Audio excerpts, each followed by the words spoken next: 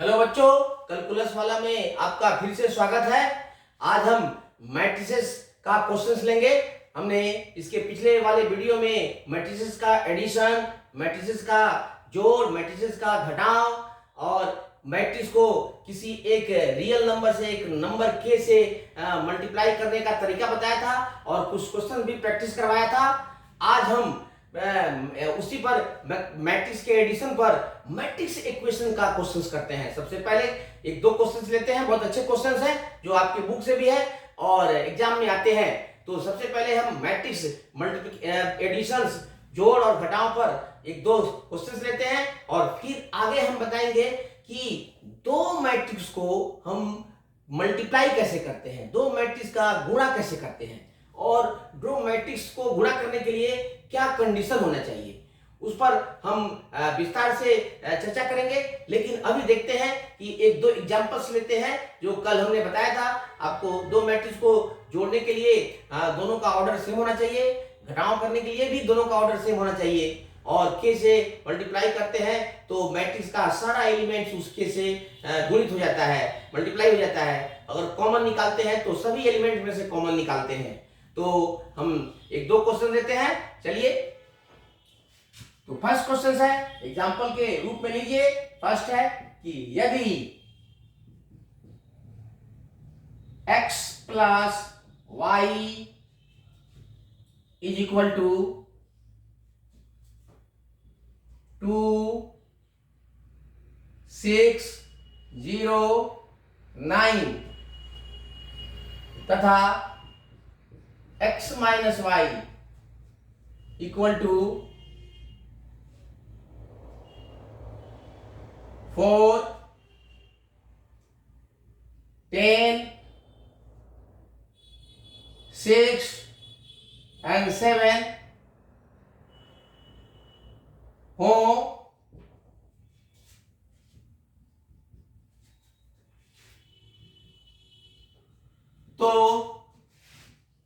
तो x तथा y का मान ज्ञात करें। देखो बच्चों, ऐसे आपने छोटे क्लास में बहुत सारा समीकरण जो दो वेरिएबल्स में x और y में छोटे क्लास में भी बहुत सारे समीकरण हल किए होंगे। यहाँ पर भी कुछ वैसे ही है। यह मैट्रिक्स समीकरण है जो दो मैट्रिक्स के रूप में x और y है। एक में दो मैट्रिक्स का जोड़, ये मैट्रिक्स दिया हुआ है और एक में दूसरे में दोनों का डिफरेंस इतना दिया हुआ है। तो हम पहले बता चुके हैं कि जो ओरिजिनल मैट्रिक्स के जो ऑर्डर होते हैं वही उनके जोड़ का भी होता है और घटाव का भी होता है। तो निश्चित रूप से x और y के भी ऑर्डर भी 2 into 2 के ही होंगे। तो इसको हम निकालते कैसे हैं? हालांकि उसके बिना भी एक क्वेश्चन निकल जाएगा। तो सीधे चलते हैं हम मैट्रिक्स इक्वेशन को ठीक उसी तरह समीकरण जैसे हल करने के लिए। तो इसका सॉल्यूशन ले लेते हैं हम। देखिए दिया है, पहले लिख लेते हैं x plus y equal to, कुछ नहीं है बच्चों, सीधे सेम मेथड यूज कर रहा है। अब यहाँ ऑर्डर लिखिए या ना लिखिए दैट डजंट मैटर। तो इसको नंबर 1 ले लेते हैं, ठीक है। और फिर x minus y is equal to दूसरा भी ले लेते हैं एंड, ठीक है, 4 10 6 7, इसको सेकेंड इक्वेशन ले लेते हैं। और आप जानते हैं कि जोड़ देंगे तो y y कैंसिल हो जाएगा और x का वैल्यू आ जाएगा, और अगर माइनस कर देंगे तो ये चेंज हो जाएगा, ये कैंसिल आउट हो जाएगा और फिर y का वैल्यू आ जाएगा। तो आप ऐसे निकाल लीजिए, ऐड करने पर, जोड़ने पर बच्चों, जोड़ने पर तो ये तो कैंसिल हो जाएगा, तो ये हो जाएगा 2x और ये कट जाएगा। और फिर यहां पर देखो ऐड कर रहे हैं तो दोनों को जोड़ देते हैं। तो कॉरस्पॉन्डिंग एलिमेंट्स को जोड़ेंगे तो 2 + 4, देखो 2 में हम इसी 4 को ऐड करेंगे, इस एलिमेंट्स को नहीं ऐड करेंगे क्योंकि संगत अवयव को ही जोड़ते हैं, घटाते हैं। 2 4 6, 6 + 10 16 और 0 + 6 6, 9 + 7 16, ये तो हुआ 2x। therefore x equal to, सीधे उसमें से 2 कॉमन ले लीजिए, बेटर है। राइट साइड से 2 कॉमन ले लेते हैं।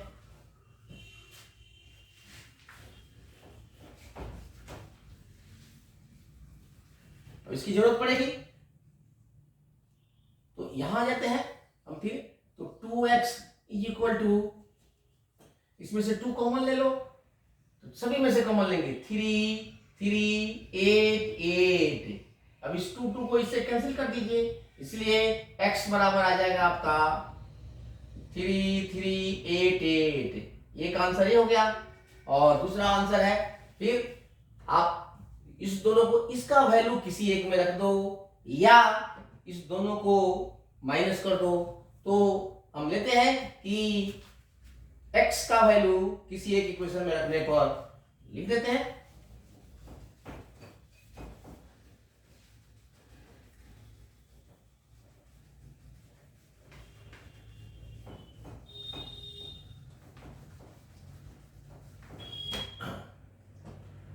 अब x का मान समीकरण 1 में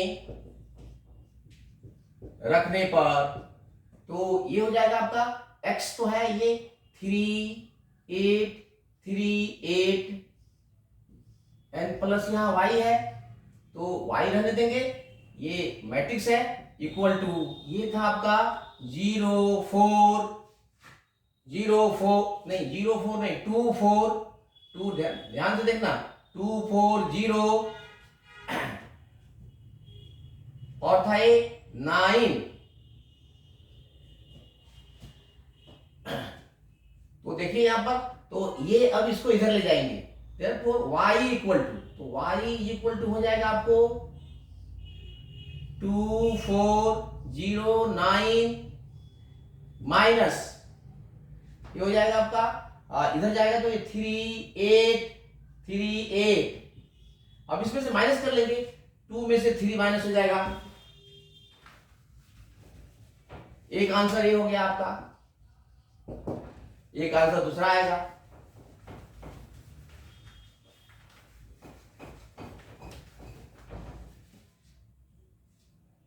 इसलिए यहां से आ जाइएगा, y इक्वल टू हो जाएगा 2 minus 3 minus 1 and 4 minus 8 minus 4, 0 minus 3 minus 3 and 9 minus 8 1।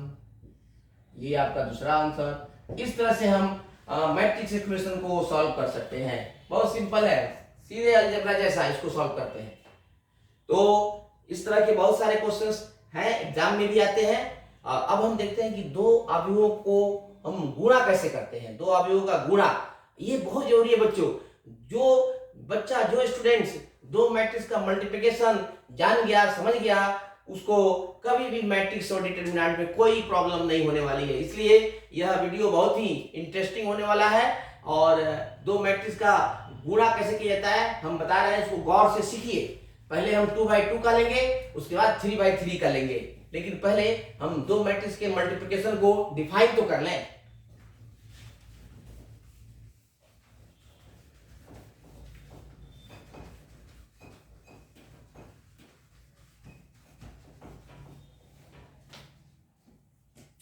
Start करके लिखिए, दो अवयवों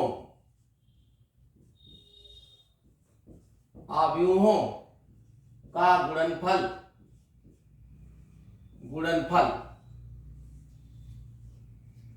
प्रोडक्ट ऑफ टू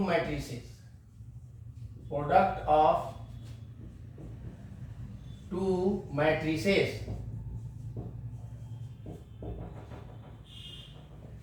देखिए यदि ए तथा बी दो अवयव इस प्रकार हो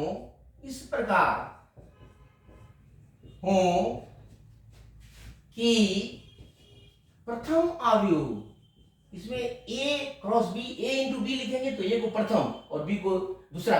अगर बी ए लिखेंगे तो बी प्रथम हो जाएगा, क्योंकि इसमें बच्चों ये बहुत ही मैटर करता है इसका, ए इंटू बी निकालना है या बी इंटू ए। कोई जरूरी नहीं है कि a इंटू बी अगर निकाल सकते हैं तो b इंटू ए भी संभव है। तो इसके लिए शर्त है जो इसी डिफिनेशन में मैं दे रहा हूं। तो यदि a तथा b दो अवयव इस प्रकार हो कि प्रथम मैट्रिक्स A में कॉलम की संख्या, कॉलम्स मीन्स स्तंभ की संख्या दूसरे मैट्रिक्स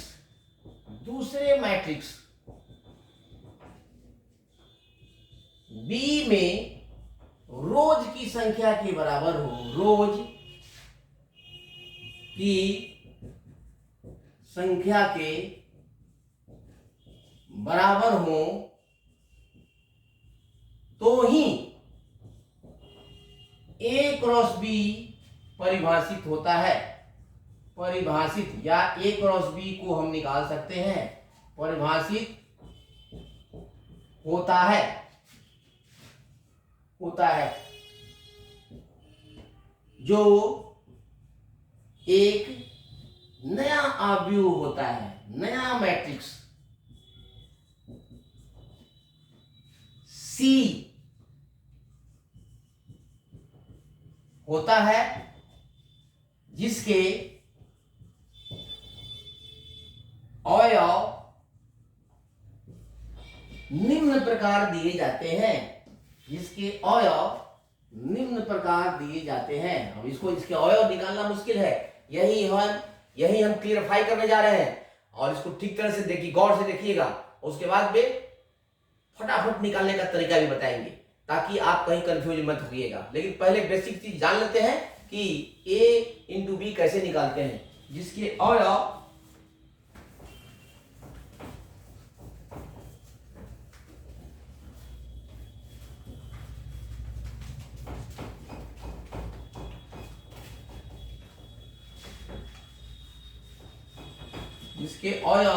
निम्न प्रकार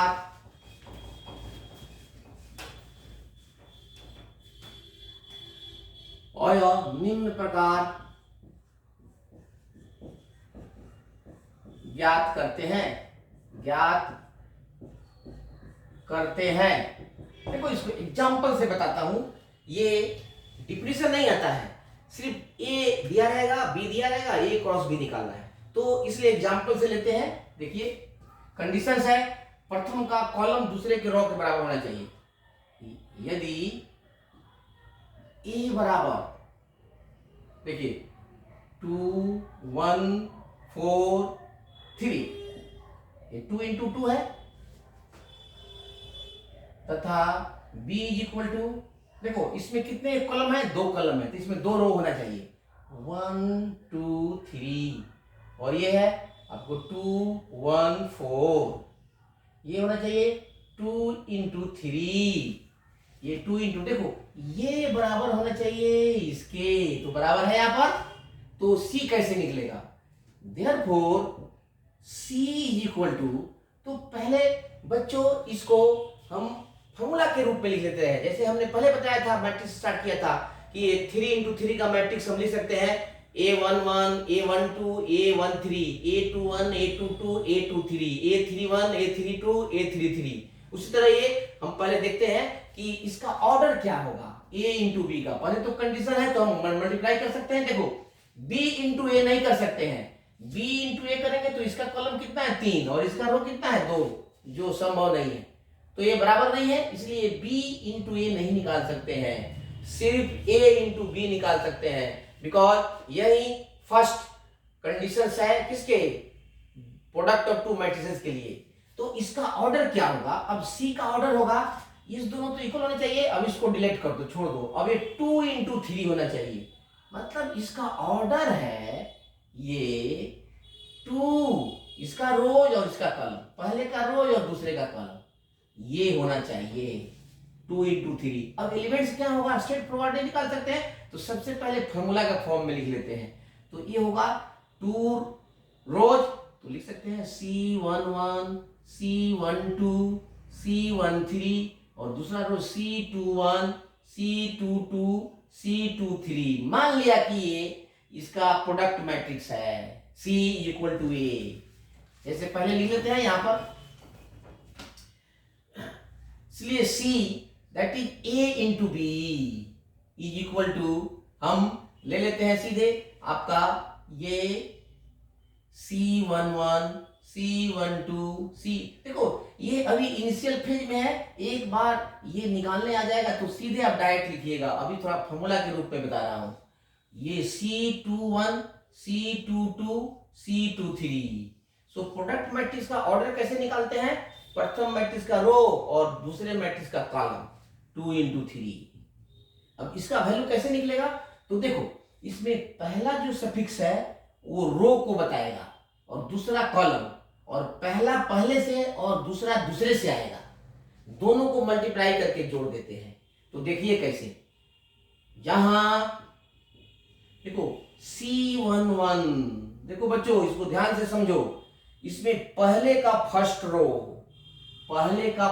रो और सेकंड का फर्स्ट कॉलम, रो कॉलम, तो first row first column multiply करके जोड़ देंगे। देखो 2 इंटू 1 प्लस 2 इंटू 1, तो ये हो जाएगा 2 इंटू 1 प्लस 1 इंटू 2, तो ये हो जाएगा आपका 4।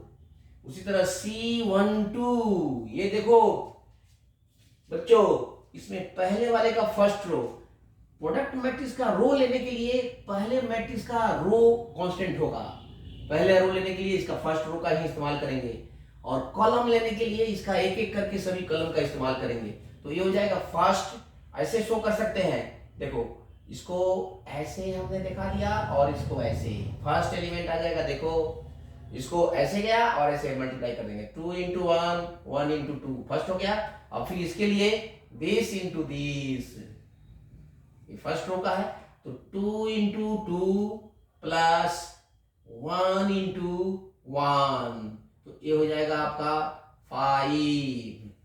और फिर इसी तरह और भी देखते हैं, तो इसको मिटाएंगे नहीं, फिर हम देखते हैं कि ये नेक्स्ट देखते हैं, यहां पर आ जाते हैं।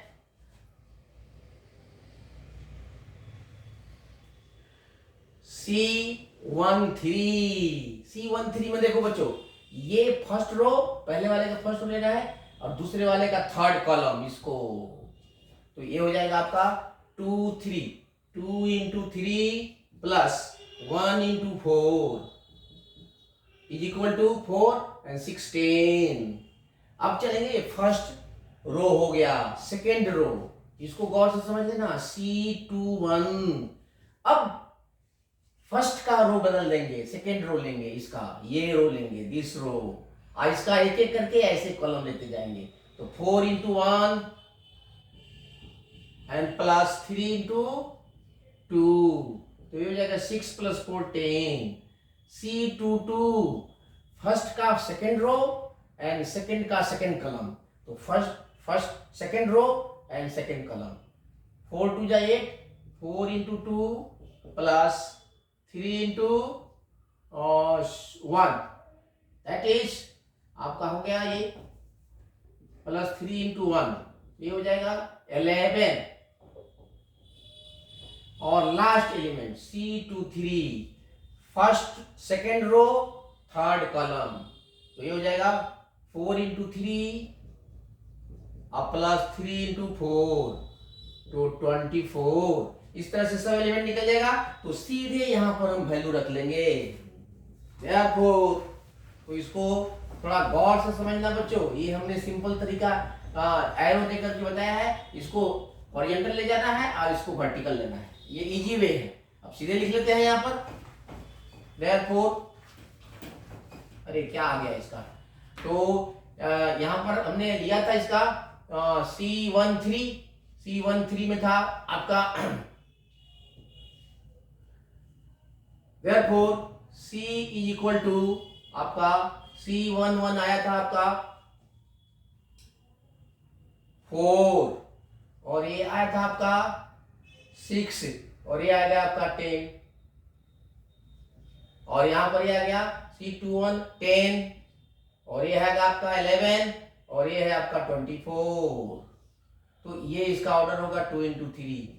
This is your answer. वैसे देख लीजिएगा, इसको हमने मिटा दिया है, ये यहाँ पर वैल्यू रख दीजिएगा, C11 है, C12 है, ये यहाँ से जो लिखा था यहाँ पर लिख लीजिएगा, ये मिट गया है।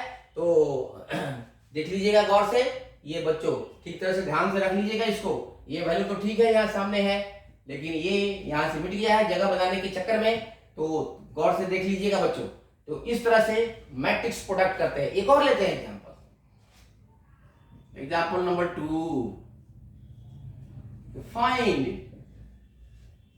A इंटू बी इफ, देखो थोड़ा सा, A इज इक्वल टू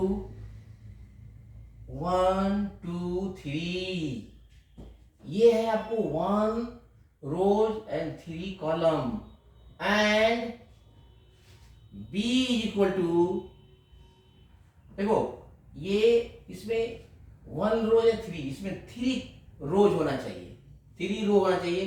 तो ये हो जाएगा आपको 1 2 2 3 3 4, तो इसका ऑर्डर हो गया 3 रोज है और इंटू 2 कॉलम है। तो देखिए A इंटू B लेने के लिए इसका ये इक्वल होना चाहिए इसके, और अंत में C का, इसके प्रोडक्ट मैट्रिक्स का A क्रॉस B का ऑर्डर हो जाएगा 1 इंटू 2। तो इसका सॉल्यूशन करते हैं सीधे, चलिए सॉल्यूशन उधर करते हैं, हटा देते हैं इसको।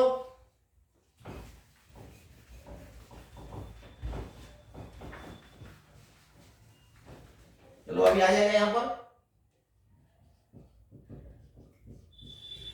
देखिए A into B is equal to 1 2 3। अब सीधे करते हैं बच्चों, अब बहुत सिंपल है, ये 1 इंटू 3 है और इंटू, और ये है आपको 1 2 2 3 3 4, और 3 इंटू 2 है, तो सीधे होगा ये आपको 1 इंटू 2, 1 एक होगा, 2 एलिमेंट होगा।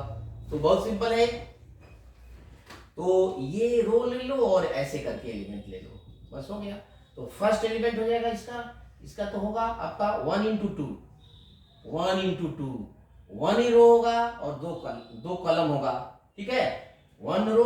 तो फर्स्ट में हो जाएगा आपका फर्स्ट 1 रो एंड 2 कॉलम।